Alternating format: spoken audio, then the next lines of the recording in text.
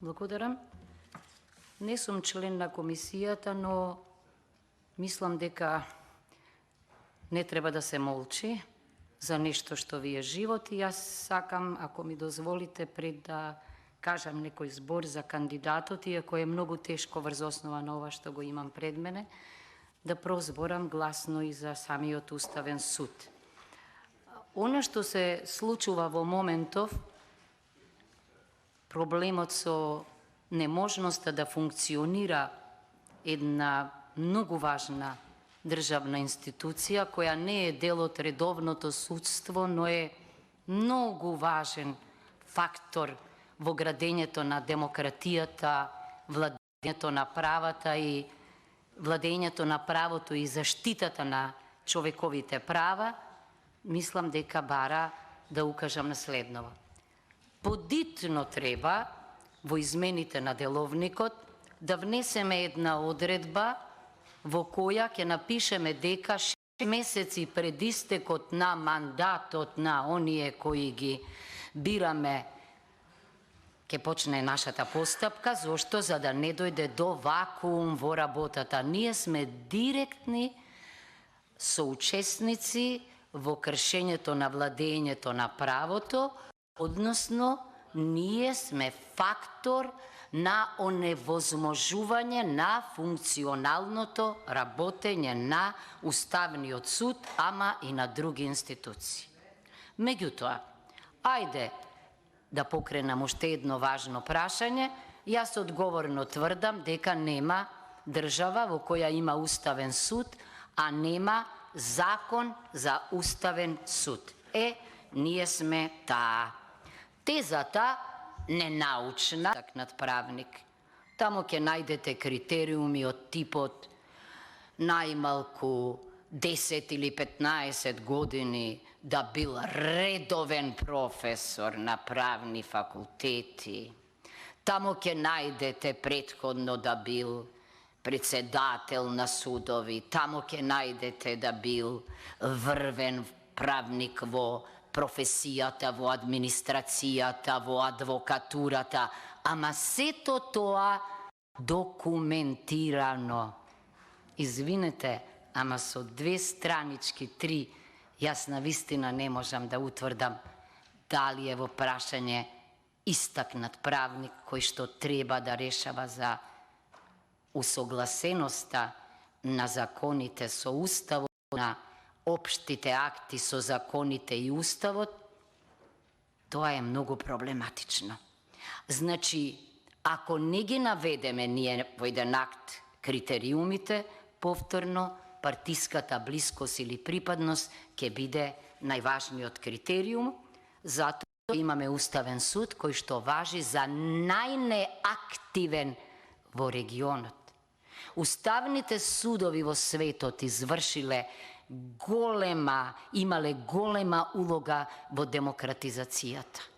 Секогаш граѓаните и кога нема да биле задоволни од пресудите во редовното судство, сметале на тоа дека има уште една отворена врата, а тоа е Уставниот суд. Сите денеска во светот се плашат од хиперактивните уставни судови, а ние од воопшто неактивниот суд, и затоа јас велам како протзакотвен на Вардар. Колку иницијативи сте чуле дека покренал Уставниот суд сам, а има таква надлежност? Јас не сум чула. Тоа е првото. Второто, врв во стручноста и правната компетентност е профилот на уставните судии. Со ретки заклучоци, јас, искрено да бидам, не сум идентификувала такви личности. Второ, еретички ќе звучам, ама мора да кажам дека мора да дојде еден ден кога ние ќе ја проблематизираме надлежноста на Комисијата за избори и именување. Дали знаете каква моќ значи овде група на луѓе да одлучуваат за избор и именување на најважните носители на функции? Не. Извинете, тоа е остаток од комунизмот, од кадровската комисија на Сојузот на комунистите. Сите ќе ми се лутат, ама крајно време е за секој избор посебна комисија со посебна структура од експерти во таа област мешана, во која може да има и од парламентот, ама никако не пратениците да одлучуваат. Понатаму, крајно време е да научиме дека каков е тој избор, каква е таа трка со еден конј, ако за тројца 3 празни места се предложат само 3 луѓе. Па тогаш нема избор. Изборот е однапред одлучен. Значи да се научиме, чувме во Шведска дека треба да има повеќе кандидати, па пратениците пред да гласаат да се определат според стручноста и компетентноста. Што сакам друго да кажам? Да, јас знам дека го сменивме уставот, јас знам дека правичната и соодветната застапеност е важна, особено за едно вакво хетерогено и поделено општество, но морам да подсетам дека никогаш не смее да биде на штета на стручноста и компетентноста. Тие се први и укажувам, може да проверите, на пресудата во случајот Сејдич и Финци и други од Босна и Херцеговина, што судот во Страсбур вели дека во судството треба да се избегнуваат и во извештаите ги има на Европската комисија. Други критериуми и доминантни треба да бидат стручноста и компетентноста. Што сакам уште не да кажам? Значи, крајно време е исто така да предвидиме, бидејќи овде се номинираат и се гласаат на парламентот, стандардизирано CV и пишање на CV. Видете, значи, не бираме ние било кој. Суди во Уставен суд. Овие CV-ја, еве, отворете ако имате телефони, отворете на Уставен суд на Германија, да ги видите биографиите на Уставниот суд. А видите, не можете да ги дочитате. Да, и тие имаат врвни истакнати правници. Понатаму, мора да се научиме ние дека интервјуто за сите функции треба да биде овде задолжително. Значи, целосно е во право мојот колега како правник и тоа се практикува.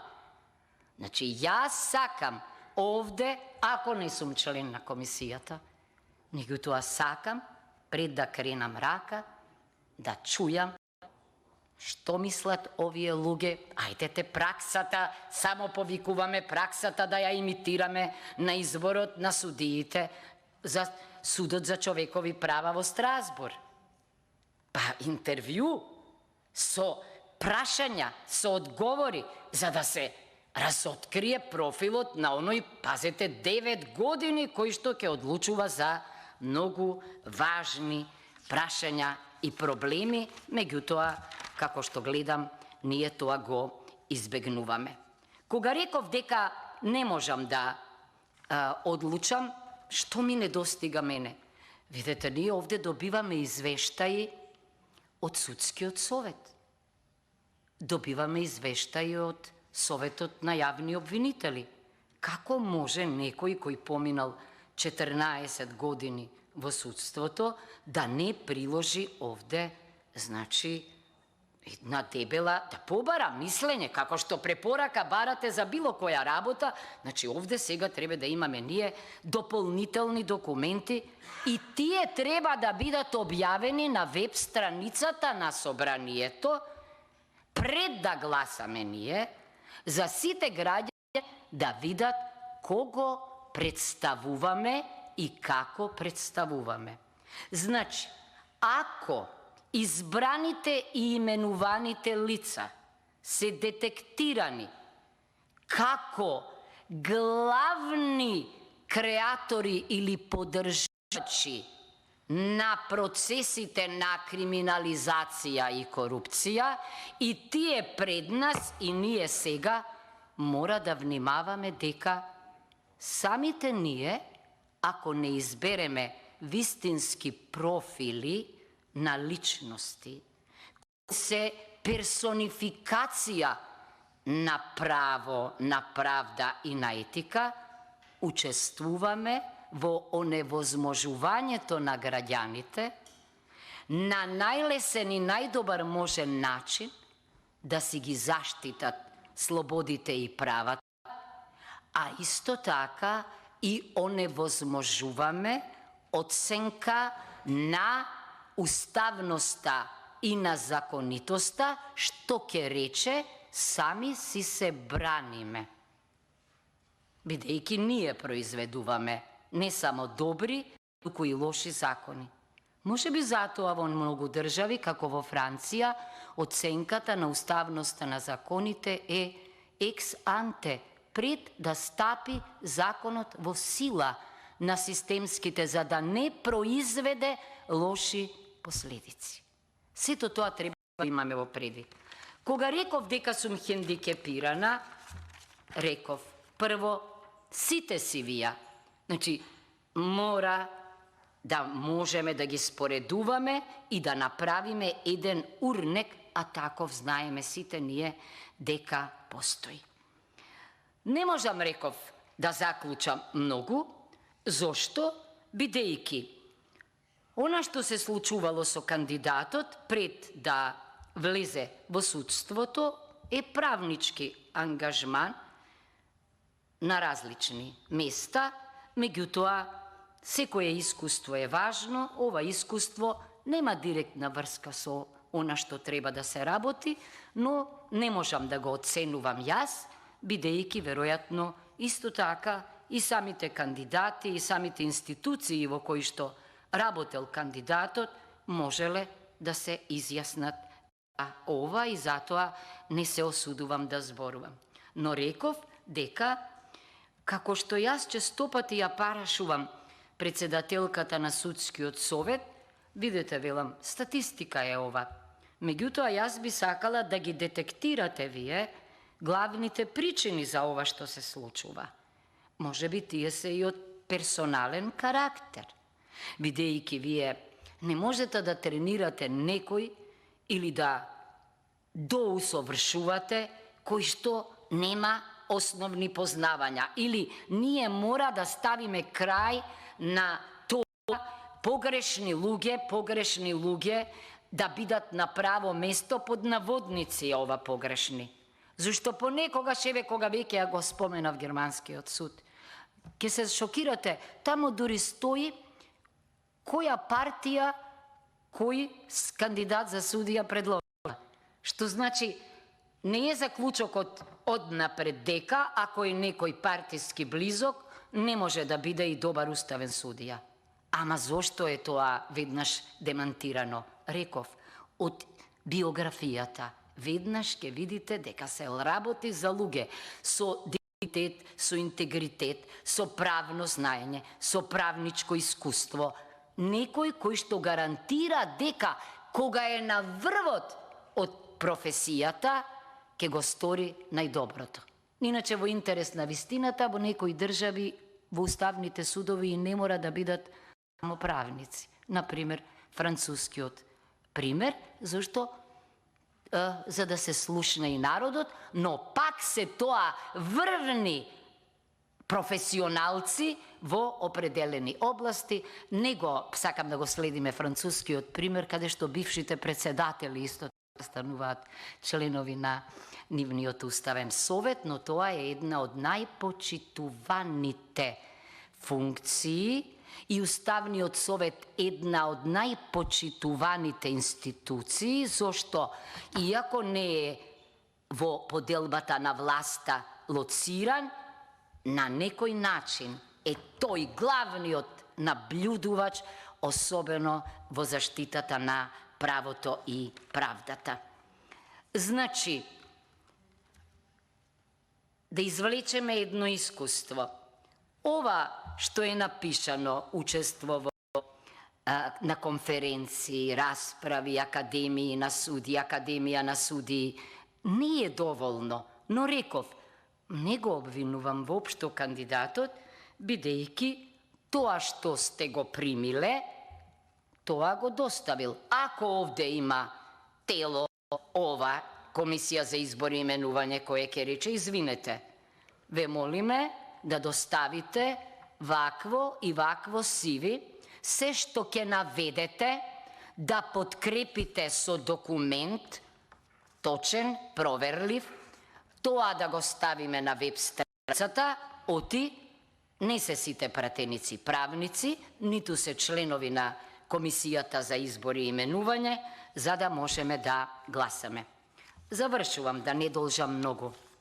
Многу уставни судови се познати по председателите и по личностите внатре. Дури ги цитираат, дури ги посочуваат како пример на постапување. Јас сега ќе бидам малку себична, да, некои мои колеги и една колешка и колешки, кои беа во Уставниот суд, оставија печат. Тоа може да се види и по изземањето во гласањето, дека индивидуалноста им била најважна.